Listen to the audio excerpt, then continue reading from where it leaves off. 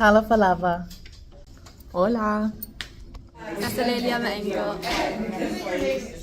Yakoy Olive. Ali, Ciao. Kevelina, ke aloha. 안녕하세요. Huh. I wonder what they're doing over there. Hey, Cho. And from all of us, we say hello. In the heart of every Indigenous community lies a treasure: language. It is not just a means of communication, it is the very essence of identity, culture, and belonging. Yet, the journey of Indigenous languages has been fraught with challenges. For generations, settler colonialism has cast a shadow over communities, leading to the heartbreaking loss of our languages.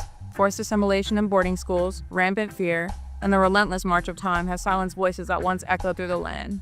But hope is alive. Across the globe, Indigenous communities are rising, reclaiming their languages, and reviving their cultures. Language revitalization is not just a necessity, it is a powerful act of resistance and resilience. Through language, we reconnect with our ancestors, strengthen our identities, and foster a sense of community. It is time to honor our past and embrace our future, ensuring that languages not only survive, but thrive. Join us as we explore the importance of language revitalization and the vibrant tapestry of Indigenous identity it weaves. Together, we can ensure that our languages continue to echo through generations. Aloha, I'm Noi Noi Silva. Hi, I'm Jamaica Heoli Malikalani Osorio. Aloha mai kako. My name is Kaimina Awau Kahikina.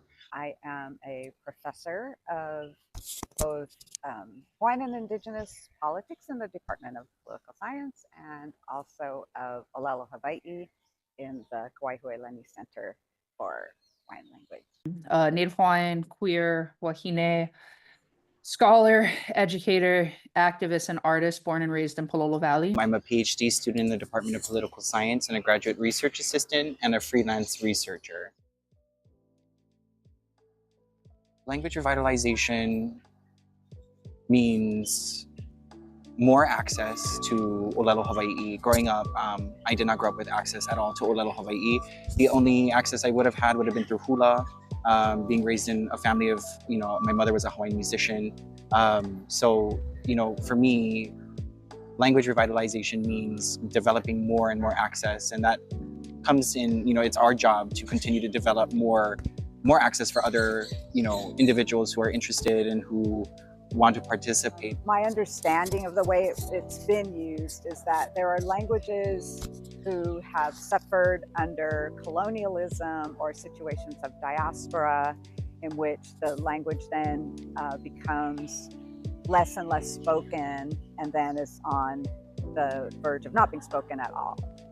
So there's different ways that people have described that as languages being endangered or, on the verge of extinction or terms like that. And so then we need to revitalize those languages, and revitalize is like to bring back to life. I would not exist in the form that I exist if it were not for a really powerful and amazing Hawaiian language revitalization movement. My parents started me at Kekulakaya Punio Anwenue, which is a K through 12 Hawaiian language immersion school in Palolo Valley in first grade, which is not, these days is not the typical time to start. Most people start either in preschool or kindergarten, but there wasn't room in my class until first grade, so they started me in first grade. And that decision that my parents made, which was facilitated by a larger movement that made possible the existence of Hawaiian language schools, has had probably the greatest impact on my life, next to only how my parents raised me. It was the single most important decision I think they made about my education. But I also think it's really important that we continue to tailor our work to the community in language revitalization, but also, to the OPO and the next generation coming up. Yeah. Everything I do as a scholar, as an educator, as an artist is made possible because of the acronym, I don't even know if that's the right English word because I kind of suck at English, that I developed with the Hawaiian language at a young age, the relationship I developed with the Hawaiian language, the relationship I developed my ideas about excellence and it coming from the Hawaiian language were all developed in me as a young child. And in recent years, linguist Dr.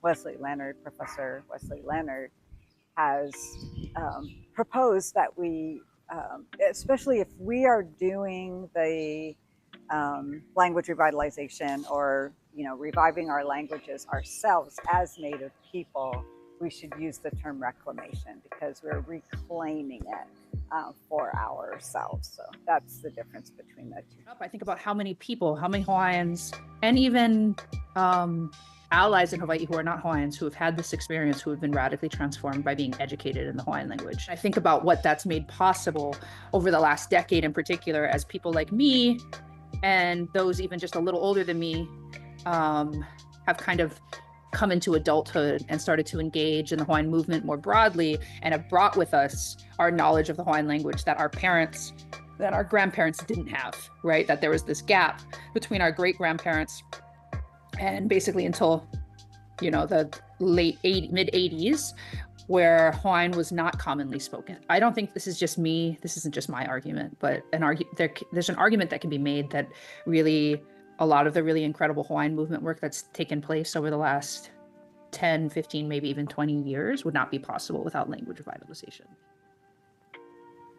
All of my work is about this because we have been, as Native Hawaiians, as Kanaka Oiwi, we've been very much harmed and damaged by the loss of our language, because the loss of our language means the loss of knowledge about our ancestors, who they were, what they did, that they were brilliant, artistic, accomplished people. To combat settler colonialism, you need to look at the erasure and the replacement of indigenous languages with the colonial language. And so anytime we engage in our native language, we are combating settler colonialism. So when we access the archives, when we pull stuff from the archives, you know, language from the archives, and then really sit with it and try to piece it, you know, decipher it, because it can be quite opaque sometimes and hard to understand. We are doing that work. So it is something that takes an active awareness of the current situation that we're living in, which is access to Olelo Hawaii is not where it needs to be. Okay, so there's no wrong time or place to use Hawaiian. Hawaiians reserve the right to use it in the way that we see fit. The other side is that we fiercely guard against co-optation and commodification of our language. These things, like if we just stay on the surface level, may seem like they're in contradiction with each other, but they aren't, right? So a poke company in Nevada starts a new company called Aloha Poke or Hawaiian Poke. Yes, that's an act of appropriation. We reserve the right to say that that's an act of appropriation. Why are you using Hawaiian language terms that you don't have a relationship to or understand? The state of Hawaii decides that they want to translate the entire state constitution into the Hawaiian language. Now, some people may say that's great. Hawaiian language should be everywhere. Others, like myself, might say the Hawaiian language has nothing to do with the state constitution. The state is currently participating in an occupation of the Hawaiian kingdom, and therefore the Hawaiian language is being used as window dressing, right? As wrapping paper. We need to like hold these two seemingly contradictory ideas in tandem, right? There's no wrong place for Hawaiian, but there are ways for capitalism, for colonial interests to use our language against us. And having a really robust settler colonial critique actually helps us to identify the difference, right? Helps us to see when things are being co-opted to maintain the status quo, to maintain the settler state occupation, and so on and so forth. And so what that teaches me, one of the things that teaches me, is that we have to be like constantly paying close attention, that we need to interrogate, that we need to celebrate the use of Hawaiian while interrogating to make sure it's being used in a way that supports the flourishing of Hawaiians, right? Because there are ways to use Hawaiian language that actually just diminishes the life of Hawaiians. And when we have history that's written about our islands and about us that does not include us and does not include the real accomplishments of our own people, then we're damaged. We feel less than we feel less proud than we should be of our ancestors. And so all of my work is aimed at bringing forth what our ancestors wrote, so that people, especially Kanaka, but everyone, can see who we really are and who our ancestors really were. I try to employ that way of thinking in my work. So when I'm doing my research, I feel like it's a meditation and a personal meditation with the Ike of our ancestors, but at the same time, it's also combating settler colonialism. But I think for me, first and foremost, it's sitting with the knowledge of our ancestors as being sort of that medium for healing cracks and the cracks that have formed in our relationship to Olelo Hawaii. And I hope that that can help to then inspire others to try and do the same in their work as well. All of our languages contain not only the wisdom and not only the data, because they all have data about everything, right? And scientists love to come in and poke into our languages and just get our data. The way that I think about language is that each language is a universe, right? Like languages are about relationships, are about perspective, are about, they offer you a particular kind of analysis of the world that you live in.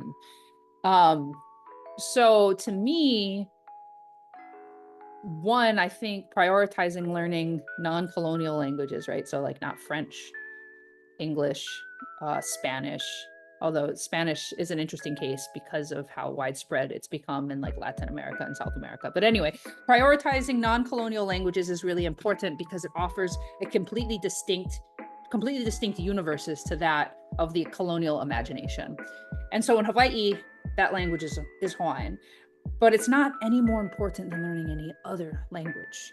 And at the end of the day, if you only have access to other colonial languages, I mean, you should learn them. You should learn as many languages as possible, because the more languages you learn, the more capacious your imagination becomes, the more expansive your view of what is possible in the world becomes.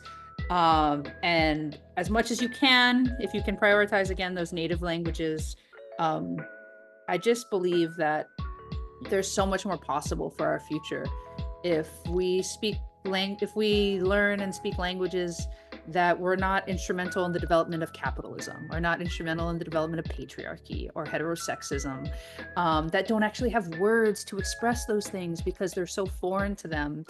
What would that make native to all of us if we kind of centered ourselves in new languages, or old languages, I guess I should say. When we have access to Olelo Hawaii, we also then develop a awareness of Hawaii that moves beyond anything we could ever perceive in English, I think.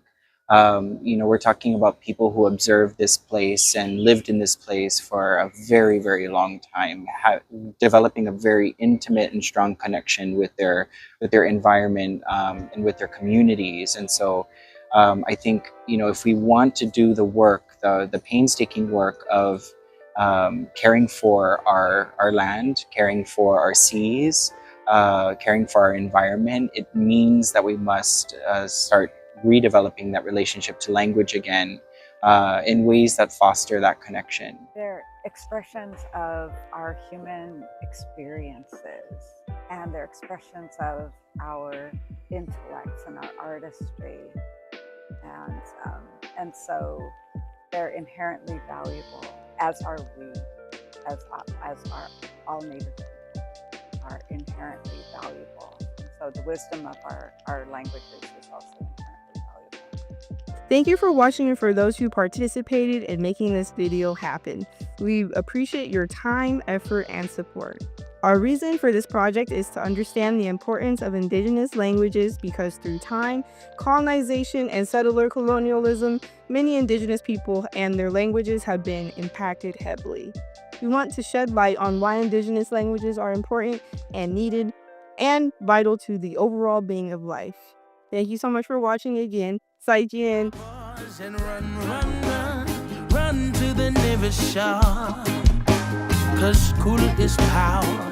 Let's go now and hell it out the door. Yeah, the west is on fire, the day is getting hot. This is my desire.